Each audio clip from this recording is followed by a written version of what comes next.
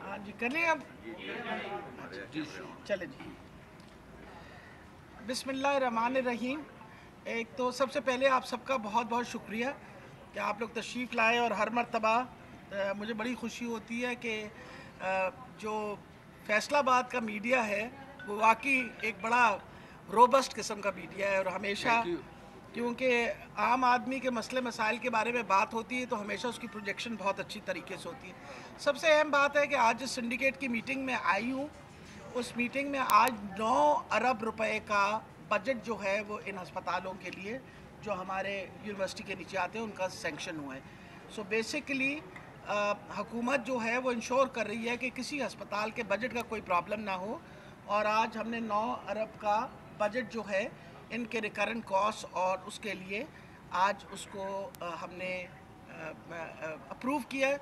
और उसमें ये भी बताती चली जाऊँ कि तकरीबन 2 अरब का बजट जो है वो दवाइयों का है। शिकायतें हमें जो मिल रही होती है कि दवाइयाँ नहीं मिल रही, तो मैं आपको बता दूं कि 2 अरब का बजट इस 9 अरब में जो है वो दवाइयों के लिए, दवाइयों के मद में, ताकि मरीज़ों को कम से कम कोई प्रॉब्लम ना हो। और इंश्योर करेंगे कि हमारे जो इमरजेंसी में पेशेंट्स आते हैं, जो हमारे ऑपरेशन जिन मरीज़ों के हो रहे होते हैं और जिन इंडोर के पेशेंट्स के हो रहे होते हैं, वो इंशाल्लाह पूरी कोशिश करेंगे कि किसी को कभी दवाई की ज़रूरत ना पड़े बाहर से। और उसके लिए भी मैंने इंस्ट्रक्शंस दे दिए हैं कि लोकल परचेज, अगर आप समझते हैं कि कोई ऐसी दवाई है जो मरीज़ की ज़रूरत है तो लोकल परचेज के थ्रू करेंगे। और फिर एक और अहम आज डिसीजन हमने लिया है कि जो कैंसर के पेशेंट्स को कीमोथेरेपी का थोड़ा सा प्रॉब्लम हुआ है, उस सिलसिले में हमने एक बजट का वो जो एरिया जो मखसूस कर दिया है कि हम इंशाल्लाह पूरी कोशिश करेंगे कि हमारे कैंसर के पेशेंट्स को भी वो क्या कहते हैं, जो भी सहूलत हम दे सकते हैं कीमोथेरेपी की, वो यहाँ से दें। आज जो सबसे अहम चीज़ बताने की वो थी कि डेंगू का मसला दोबारा अपना सर ऊंचा कर रहा है। अल्हम्दुलिल्लाह इस वक्त फैसलाबाद के हालात बाकी शहरों के मुकाबले में बहुत बेहतर हैं। आज के दिन तक अभी तक 6 मरीज़ों की तशख़ीस हुई है डेंगू के साथ फैसलाबाद में, लेकिन पूरे पंजाब के अंदर 736 मरीज़ जो हैं वो आइडेंटिफाई हुए हैं, और सबसे बड़ी तादाद जो है वो लाहौर की है। लाहौर के अंदर 623 नए केसेस आए हैं। और इसी तरीके से कल मैं रावलपिंडी में थी, और कल वहाँ 100 से ज़्यादा मरीज़ जो हैं वो रावलपिंडी में तशख़ीस हुई है, बल्कि उन मरीज़ों में से 49 तकरीबन 50 जो थे वो अस्पतालों में हमारे साथ दाखिल हैं, हमारे पास दाखिल हैं। अहम चीज़ बताने की इसलिए है कि आपको पता है ये मौसम जो है ये डेंगू का मौसम है। इस साल क्योंकि बारिशें ज़्यादा हुई हैं, अभी तक बारिशों का सिलसिला चल रहा है, डेंगू का परवान चढ़ना हमारे लिए मुसीबत बन सकता है। इसलिए आपके इस प्रेस कॉन्फ्रेंस के वसादत से मैं लोगों को वार्न करना चाहती हूँ, कोशिश करिए कि मच्छर, जो डेंगू का मच्छर है वो पलता है जहाँ पानी इकट्ठा होता है, तो आपके घर पे कोई खुला बर्तन ना हो जिसमें पानी इकट्ठा हुआ हो या वैसे पानी खड़ा हुआ हो, वरना हमें मसला खड़ा हो जाएगा। बाकी हमारी पूरी कोशिश है कि जहाँ जहाँ पानी खड़ा हुआ है उसे खारिज करें, ताकि ये मसले जो हैं ये आइंदा सामने ना पड़े। जहाँ तक कोरोना का ताल्लुक़ है, आपको पता है चौथी वेव चल रही थी डेल्टा वेरिएंट की, अल्हम्दुलिल्लाह उसमें कुछ कमी आई है, और उस कमी की वजह से मैं नॉर्मली आपको पता है 2000, 2500 बल्कि 3000 तक भी केसेस गए। आज के दिन में 1031 केसेस की तशख़ीस हुई है पंजाब के अंदर, और 21 लोग इंतकाल किए हैं कोविड की वजह से। तो मैं ये बात बताना चाह रही हूँ, ये ना समझिए कि डेंगू आई है तो शायद कोविड चला गया। कोविड भी वहाँ इसी तरह मौजूद है, उसकी शिद्दत में कमी ज़रूर आई है जिस तरह हमेशा हर वेव के बाद आती है। उसके ऊपर बहुत बड़ा असर जो है ना वो है वैक्सीनेशन का, क्योंकि अस्पतालों में जिन मरीज़ों को देखा गया उनमें ये देखा गया है कि अगर एक मरीज़ जो है वो अस्पताल में दाखिल हैं, हमारे पास 100 मरीज़, तो 85 मरीज़ वो होंगे जिनकी वैक्सीनेशन नहीं हुई थी। आपको वैक्सीनेटेड मरीज़ अस्पताल में कम दाखिल नज़र आएंगे। वैक्सीनेशन का ये मतलब नहीं है कि आपको बीमारी नहीं लग सकती है, तभी आप जो नॉन इंटरवेंशन यानी मास्क पहनना, ध्यान रखना, सोशल डिस्टेंसिंग करना, ये बड़ा इम्पॉर्टेंट है, क्योंकि बीमारी लग सकती है उसकी शिद्दत कम होती है। और ये बात अब साफ वाज़ह हो चुकी है जो मरीज़ हमारे पास अस्पतालों में आते हैं, कि वो जो 15% वैक्सीनेटेड मरीज़ जो दाखिल हैं उनमें भी बीमारी की शिद्दत उस तरह नहीं होती जिस तरह बीमारी की शिद्दत बाकी मरीज़ों के अंदर होती है। इसलिए इस वजह से लोगों को समझना चाहिए कि वैक्सीन लगवाना कितना अहम है। अब मैं बार बार ये बात दोहराना चाहती हूँ कि अगर आप लोग चाहते हैं कि हम वापस नॉर्मल हालात में जाएं, तो हम कोशिश कर रहे हैं कि इंशाल्लाह इस साल के आखिर तक 70% पंजाब के लोगों को हम वैक्सीनेट कर दें। बहुत अहम है कि 70% लोगों को हम वैक्सीनेट कर दें। आज के दिन में अगर देखा जाए तो पूरे पंजाब के अंदर जो सही फिगर अभी हमारे पास आ रही है वो 4 करोड़ और तकरीबन 30 लाख लोग जो हैं उनको ऑलरेडी, यानी हम 4 लाख से ऊपर कोशिश पूरी कर रहे हैं कि जल्द से जल्द इस महीने के एंड तक हम 5 लाख पे चले जाएं, 5 करोड़ पे चले जाएं, सॉरी, इट इज़ 4 करोड़ और 30 लाख। आपको पता है पंजाब की आबादी कोई तकरीबन 11 करोड़ की बनती है। अगर हम इंशाल्लाह अल्लाह ताला खैरियत रखे 7 करोड़ लोगों को हम अगर वैक्सीनेट कर लेते हैं दिसंबर तक, तो हम इंशाल्लाह इंश्योर करते हैं कि वो 80% आबादी, वो आबादी जो ज़्यादा जिसके लिए मसला है कोविड, वो इंशाल्लाह सारे वैक्सीनेट हो जाएंगे। ये अलहदा बात है कि ये जितनी वैक्सीनेशन है ये डबल डोज जो है वो तकरीबन इनमें से 40% लोगों को लगी हुई है और सेकंड डोज और फर्स्ट डोज जो है बाकी 60% लोगों को लगी हुई है। इसलिए आपके इस प्रेस कॉन्फ्रेंस के थ्रू मैं इल्तिजा करूँगी कि आप मेहरबानी करके अपनी सेकंड डोज़ लगवाने का काम ज़रूर करिए। इतवार वाले दिन भी हमारे सेंटर्स खुले रहते हैं ताकि आप अपना सेकंड डोज़ ज़रूर लगवाइए। जहाँ तक एक अच्छी बात जो मैं बताना ये चाह रही हूँ कि आपको पता है कि कार्ड्स पे, हेल्थ कार्ड्स के ऊपर इस वक्त काम हो रहा है और इंशाल्लाह इस, जैसे मैंने आपको पहले भी बताया था कि इस साल के आखिर में इंशाल्लाह हम 2 करोड़ 93 लाख फैमिलीज़ जो हैं उनको हेल्थ कार्ड दे देंगे। और हेल्थ कार्ड का जो पैकेज है वो उसके अंदर जो अहम चीज़ है कि वो जो पहले पैकेज में अवेलेबल नहीं था, जैसे कीमोथेरेपी है, उसके अलावा न्यूरो सर्जरी है, ये सारा कुछ उसके अंदर शामिल किया गया है। और ये कार्ड की लागत जो है तकरीबन 10 लाख होगी। This is going to be 10 lakh. पहले हमने 7,20,000 का आपको पता कार्ड दिया था। अब जो अगला कार्ड आ रहा है वो 10 लाख का कार्ड आएगा और ये 10 लाख का कार्ड जो है ये इंश्योर करेगा कि एक फैमिली के लिए होगा। ये समझने की ये बात है कि फैमिली के लिए होगा और वो फैमिली जो है वो ज़रूर इस बात का ध्यान रखे कि भाई उनके घर में जितने फ़र्द हैं वो उस एक कार्ड के नीचे आएंगे। लेकिन किसी तरीके से कोई परेशान होने की ज़रूरत नहीं होती कि एक दफ़ा जब इंश्योरेंस हो जाती है और रिकग्निशन हो जाती है कि आप इधर के मतलब डोमिसाइल है, तो हुकूमत हर तरीके से जब कार्ड की कीमत भी तकरीबन ख़त्म होने लगे उसके बाद भी गवर्नमेंट इंश्योर्स कि आपकी ट्रीटमेंट जो है वो हर तरीके से मुकम्मल हो। अहम एक और जो बहुत अहम है कि अगर आपका शनाख्ती कार्ड नहीं बना हुआ तो फिर आपको कार्ड नहीं मिलेगा। अगर आपका शनाख्ती कार्ड नहीं बना हुआ तो आपको कार्ड नहीं मिलेगा, सेहत कार्ड नहीं मिल सकता, क्योंकि कोई और तरीका नहीं है हमें लोगों को आइडेंटिफाई करने का सवाए शनाख्ती कार्ड बना। आपका वक्त है 15 नवंबर को रजिस्ट्रेशंस बाकायदा सारे पंजाब की शुरू होंगी।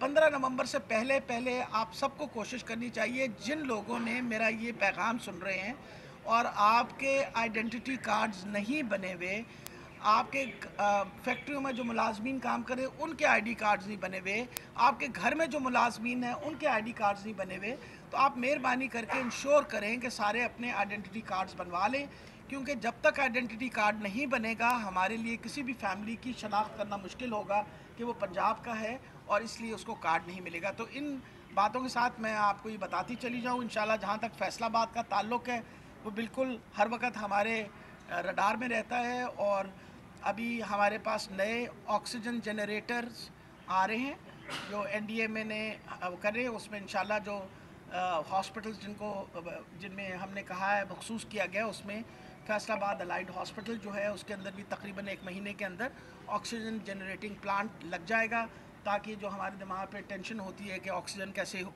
अगर खुदा न खास्ता कमी हो जाए ऑक्सीजन के अंदर तो कैसे होगा, तो हर बड़े हस्पताल के अंदर हम कोशिश कर रहे हैं। पहले बिस्मिल्लाह करेंगे फैसलाबाद के अलाइड हॉस्पिटल से।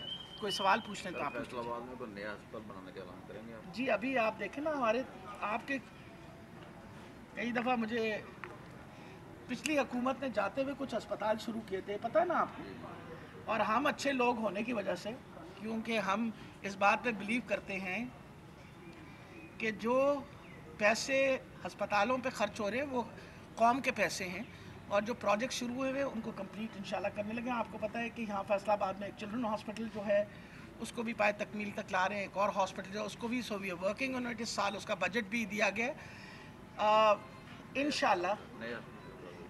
इंशाल्लाह इस मरतबा नया डेंटल हॉस्पिटल जो है वो ऑलरेडी कह दिया था, पिछली दफ़ा अनाउंस कर दिया था, और अपना जफरुल्लाह चौधरी साहब जो हैं वो ऑलरेडी उसका PC1 बना रहे हैं। जी, एनी अदर क्वेश्चन? जी, डेंगू ने अपना सर उठाया है और साथ में हम कोविड से भी लबुज़मा है, क्यों नहीं इसकी पहले से प्रिकॉशंस की गई कि पहले से इसकी रोकथाम की जाती? पता था बारिशें होंगी, सब कुछ सामने था, फिर भी डेंगू ने एकदम से और उन इलाकों से उठाया है जो पोश एरियाज हैं, जैसे DHA है लाहौर में, वहाँ से केसेस सबसे ज़्यादा रिपोर्ट हुए हैं।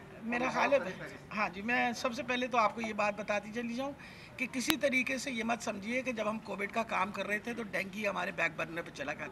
जनवरी से लेके इस महीने तक हमने 15 कैबिनेट कमेटी की मीटिंग डेंगू पे की थी, जिसमें हर मरतबा सारे डिप्टी कमिश्नर्स पार्टिसिपेट करते थे, चीफ सेक्रेटरी साहब हमारे साथ होते थे, और सारे डिप्टी कमिश्नर्स और कमिश्नर्स को नसीहत दी जाती थी कि आप अपने इलाके की सर्वेलेंस, लावासाइडल एक्टिविटी, ये सब कुछ करें। ये आपकी 11 करोड़ से ज़्यादा की आबादी है। अगर दो बड़े शहर, ख़ास तौर पे रावलपिंडी और लाहौर, जिनके अंदर इस वक्त जो डेंगू सामने आई है, वो अगर हम ये सारी प्रिकॉशंस ना देते, ये लावासाइडल एक्टिविटीज़ ना करते, सर्वेलेंसेस ना कर रहे होते, तो ये फिगर्स जो आ रही हैं इससे 10 गुना ज़्यादा होती। कोशिश पूरी की जा रही है, और पहले दिन से ही कोशिश की गई थी, और उन इलाकों की हम निशानदेही भी की थी कि इन इलाकों में मसला हो जाएगा। अब देखें, जैसे आप हम जो मर्ज़ी प्रिकॉशंस ले लें, कई दफ़ा कोविड का जहाँ तक ताल्लुक़ है, कोविड आ जाता है। इसी तरह डेंगू आपका एंडेमिक है। Dengue has been a part of your health problem not from today, ये सन 2011 से आपका मसला है, और अभी ये एंडेमिक बन गया है। जिस तरह कोविड भी अब एंडेमिक बन जाएगा, जो कि हर साल आएगा, हर साल मुसीबत डालेगा। तो इसलिए हम उसकी ऑलरेडी प्रॉपरली तैयारी करते हैं। उसके लिए हर किस्म की मेडिसिन अवेलेबल है, जो हमें केमिकल्स चाहिए होते हैं अपना फॉगिंग के लिए, वो मौजूद है। जब भी कहीं केस आता है, केस रिस्पांस जो है with in 24 hours case response हो रहा है, और ये आज का नहीं हो रहा है। ये जो टोटल नंबर ऑफ़ केसेस मैं आपको बता रही हूँ, ये जनवरी से रिकॉर्ड हो रहे हैं। आपको प्रेस कॉन्फ्रेंस के इसमें जिक्र करना इसलिए ज़रूरी था कि नंबर ऑफ़ केसेस इस वक्त थोड़े से बढ़ गए हैं, पर इंशाल्लाह अल्लाह ताला खैर रखे, काबू में रहेंगे। हाँ जी। अच्छा, मैं एक सेकंड कि आपने कहा है कि अब कोरोना की वजह से जो मेन प्रॉब्लम आ रही है हमारे पास, यहाँ पर PSL लैब बनी हुई है, लेकिन जो PHC है या जितने भी ज़िले से बाहर जो अस्पताल हैं, वहाँ पर 2-2 दिन सैंपल पड़े रहते हैं, वो कहते हैं हमारे पास हमला ही नहीं है भेजने के लिए, तो लोग बेचारे घरों में बैठे रहते हैं, उस वक्त वायरस। देखिए, मेरा ख्याल है कि अपनी तरफ से तो हम पूरी कोशिश करते हैं कि सैंपल्स वक्त पे पहुंच जाएं। अगर कोताही कहीं से होती है तो उसमें तो ये अमले का कसूर है। और प्राइमरी हेल्थ केयर डिपार्टमेंट में पिछले दिनों हमारी जो मीटिंग हुई थी, ख़ास तौर पे इसलिए कि सैंपल वक्त से पहुंचे और उसकी रिपोर्ट भी वक्त से आए, ताकि टाइमली प्रिकॉशन ले ली जाए। उसके ऊपर ऑलरेडी बात हो चुकी है, और जिस अमले ने, अमला तो नहीं इंतज़ार, अमला ने पहुंचाना है, कोई लेने थोड़ी आएगा, पिक करने थोड़ी आएगा। It has to be delivered by the CEO। Already instruction चली गई उनको। जी मैडम, चिल्ड्रंस अस्पताल बड़ा अच्छा एक तो वहाँ पे सिटी स्कैन मशीन जो है वो 2 माह से, MRI करवाने के लिए ना उनको अलाइड हॉस्पिटल आना पड़ता है, तकरीबन 1 घंटा लग जाता है उधर से निकलते रश में। बच्चों को मैं खुद एक दिन गया था, बड़ी परेशानी हो रही है इसके ऊपर। जी बेटा, मकसद ये है कि हस्पतालों के बजट्स में हमने कोई कमी नहीं रखी। हमने उनको एम्पल अमाउंट ऑफ बजट दिया है रिपेयर्स वगैरह के लिए। ये काम मैनेजमेंट का होता है कि मैनेजमेंट जो है वो कोताही ना करे, जब देखती है कोई मशीन ख़राब हो तो जितनी जल्दी हो सके उसको रिपेयर करवाए। लेकिन ना, कोताही तो हुकूमत से इस तरह होगी कि अगर हमने उनको पैसे नहीं दिए। अगर हमको पैसे भी दे रहे हैं, अभी हम जब अंदर बैठे हुए थे इसकी मीटिंग की, उसमें हमने बहुत बड़े बजट जो हैं वो मशीनों के रिपेयर के दिए कि खुदा न खास्ता कोई मशीन ख़राब, उसको सैंक्शन कर दिया कि मशीन ख़राब हो इमीडिएटली उसको रिपेयर करवाएं। अगर इस तरह की कोताही आती है तो ये मैनेजमेंट की तरफ से जो होती है, इसके ऊपर बेटा इस पूरी कोशिश कर रहे हैं कि कड़ी नज़र रखें लेकिन वही वाली बात है कि एक जो पैशन होता है, हर बंदा जो एक रन करता है उसको भी उस पैशन के साथ ख्याल करना चाहिए कि ये मशीन जो है ये मरीज़ों की ज़रूरत है, और टाइम से पहले इस चीज़ की निशानदही कर दे कि ये कोई मसला बना हुआ है, और कोशिश करें कि जल्द से, क्योंकि जब आप मशीनें ख़रीदते हैं तो उसके साथ गारंटी भी आती है और उसके साथ आफ्टर सेल सर्विस भी आती है। मुसीबत हमारी तब बनती है जब आफ्टर सेल सर्विस जो है वो ख़त्म होती है और उसके ख़त्म होते सारी मशीनें ख़राब होनी शुरू हो जाती हैं, फिर आपको प्रॉब्लम पड़ती है। पर इंशाल्लाह उसको देख लेते हैं and will work on it ensure. ये बताइएगा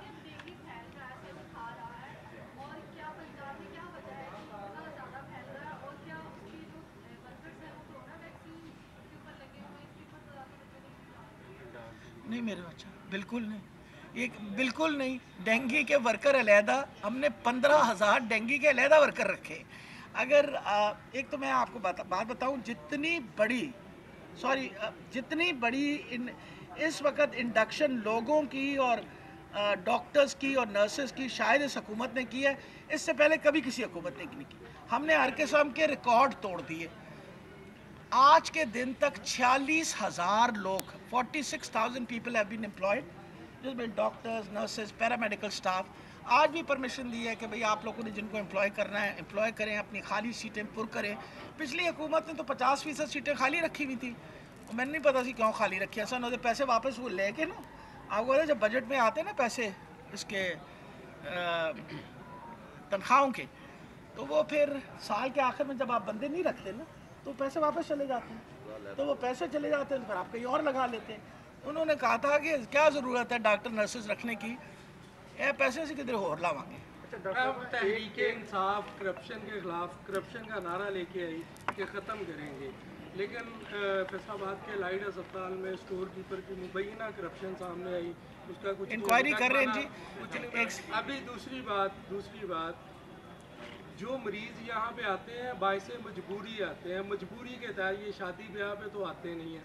यहाँ पे हमला, एक अस्पताल की नहीं बात कर रहा, ओवरऑल अस्पताल का हमला जो है वो चाय पानी के नाम पे उनसे पैसे लेता है। मैं इस पे भी कोई तवज्जो दो है? बातें जी। जेनेटोरियल स्टाफ और जो सिक्योरिटी का स्टाफ है वो क्योंकि आउटसोर्स स्टाफ है, आज ही इनसे बात हुई है कि आप ये जो जेनेटोरियल स्टाफ और आउटसोर्स स्टाफ है, क्योंकि नेचुरली उनके हम अपने सुपरवाइजर्स उन पे लगाने लगे हैं। अब इंशाल्लाह यहाँ हम अपने सुपरवाइज़र जो उनको चेक करेंगे इस किस्म के गलत कामों से, क्योंकि वो बात because they are not are employees, वो एम्प्लॉय उन कंपनी के हैं जो आउटसोर्स। और इसके ऊपर हम ख़ास तौर पे अब हुकूमत जो इस पर पॉलिसी भी सोचने लगी है कि क्या यह आउटसोर्स का मॉडल वाकई कामयाब है या नहीं, या अगर कामयाब नहीं है तो हम इसके बारे में क्या कर सकते हैं। इस पर ज़रूर नज़र, आज मैंने दो बातें कही हैं यहाँ इनको, कि सफाई के ताल्लुक़ के अंदर आपको पता है एक ज़माना होता था, एक हेड सुपरवाइज़र होता था, सैनिटरी इंस्पेक्टर हुआ करता था। तो हम इंशाल्लाह अपने सैनिटरी इंस्पेक्टर्स लगाने लगे हैं जो कंट्रोल करेंगे सफाई का ताल्लुक़। और जहाँ तक ताल्लुक़ है इसका जेनेटोरियल स्टाफ जो असल पैसे लेते हैं, जेनेटोरियल स्टाफ और ये जो इनके ऊपर भी हम अपने बंदे लगाने लगे हैं टू इंश्योर किस तरह की गलत बात। जहाँ तक है करप्शन का ताल्लुक़, इस वक्त सबसे बड़ी ऑडिटिंग हमने खुद शुरू करवाई है। हमने फेडरल गवर्नमेंट से टीम बुला के, और जो दवाइयों की परचेज़ और प्रोक्योरमेंट है जो सबसे बड़ा मसला है, उस पर हम लोगों ने ऑलरेडी ऑडिटिंग करवाना शुरू कर दी है। और सारे बड़े हस्पतालों की सारी ऑडिटिंग होगी ताकि जो हुकूमत पैसे देती है वो बजट सही तरीके से इस्तेमाल करे। 8 और 9 साल से लोग डिलीवरी पे काम कर रहे हैं अस्पतालों में, जी उनको कोई खाने हाल नहीं, उनसे रेगुलर हो सकते जी, उनमें से आज जिन्होंने कॉन्ट्रैक्ट पे काम कर रहे हैं उनके लिए डिसीजन दिया डेली वेजेस की बात है। वैक्सीन लग रही है, फेक एंट्रियां जो हो रही हैं जी। उसके हवाले से क्या एक्शन लिया जा रहा है? और लास्ट टाइम मैंने आपके पिछले यहाँ दिनों- से एक शिकायत की थी कि किसी को भी जो ये कह लें कि इंसुलिन नहीं मिल रही किसी भी अस्पताल से, आपने कहा था कि हम बजट दे रहे हैं, चेक कर रहे हैं, कोई एक्शन लिया गया उसके बारे में? जी, मैं आपके सामने ही, आप किस लिए आई हूँ, एक्शन लेने के लिए आई हूँ। आज बजट की बात आपके सामने दवाइयों की क्यों की, आपको बताया कि 2 अरब रुपए दे रहे हैं। अगर 2 अरब रुपए में वो दवाइयाँ ना मंगाएं तो फिर हमारी तो कोई गलती नहीं है, ये तो अस्पतालों का मसला है। We are trying to sort it out. Faisalabad में मेडिकल स्टोरों पर नशा अद्वियात फरोख्त की जा रही हैं, ड्रग इंस्पेक्टर की तैनाती कर दी जाती है, लेकिन उनके नोटिफिकेशन क्यों नहीं किए जाते? ड्रग इंस्पेक्टर की तैनाती हो नहीं सकती जब तक वो नोटिफाई ना हो।